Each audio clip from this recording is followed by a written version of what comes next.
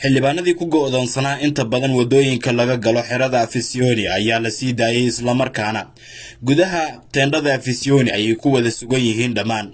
Goordhow waxaa la filayaa in si toos ay u bilaabato doorashada guddoonka golaha shacabka oo daruufo adag maanta laga soo maray.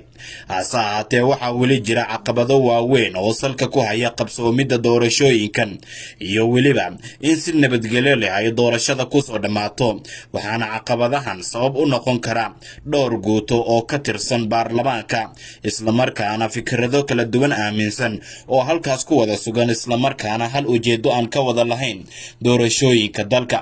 markaynu eegno nabad iyo nolol waxay diyaariyeen laba guuto oo ay ugu talagaleen inay muujiyaan fikirkooda la xiriira xagga doorashada haddii la qabanayo in laba wado midkood lagu dhaqaaqo. kow, in 16 xildhibaan ee lagu soo doortay Ceelwaaq meesha laga saaro isla markaana haddii ay ku jiraan baarlamaanka dhexdiisa aysan doorasho qabsoomi doonin. waana kudlad ka soo jeeda koonfur galbeed oo fikirkaasi aaminsan. sidoo kale isla fikirkaasi waxaa aaminsan kudladda Nisa oo iyaguna ku dhagan haddii aan la saarin xildhibaanada 16 ah ee laga soo doortay Ceelwaaq in doorasho aysan qabsoomi doonin oo ay fowdo sameyn doonaan.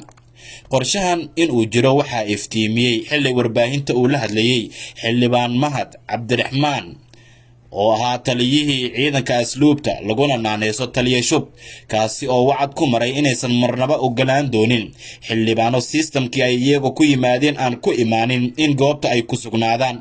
wuxuuna yiri xildhibaanada sida annagana loo soo doortay wax dhibaato ah kuma qabno, laakiin xildhibaanada kale ee isku dayaya iyagoo wada sax aan soo marin halkaas ay ku sugnaadaan inaysan dhici doonin oo ay diidi doonaan.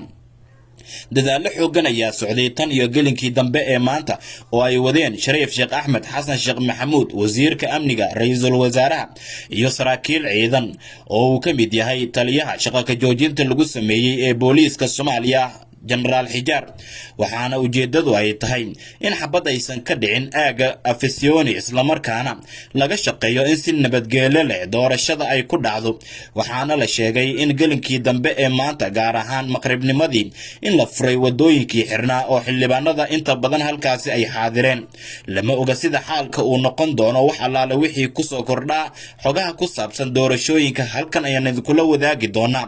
waxaana ay u badan tahay in ilaa iyo caawa dhexe la isla gaari doono marka la eego qabanqaabadii ugu dambeysay oo haatan socota oo la gudagali doono doorashada, iyadoo musharaxiinta u taagan kuraasta kala duwan ee guddoonka golaha shacabka ay halkaasi iska xaadiriyeen. inta badan xildhibaanada waxay ku soo qorayaan baraha bulshada in kooramka uu buuxo isla markaana waxa kaliya ee loo xayiran yahay ay tahay in guddoonka kumeel gaarka ah ee golaha shacabka ay si toos ah u bilaabaan u gudagalista doorashada golaha shacabka federaalka Soomaaliya.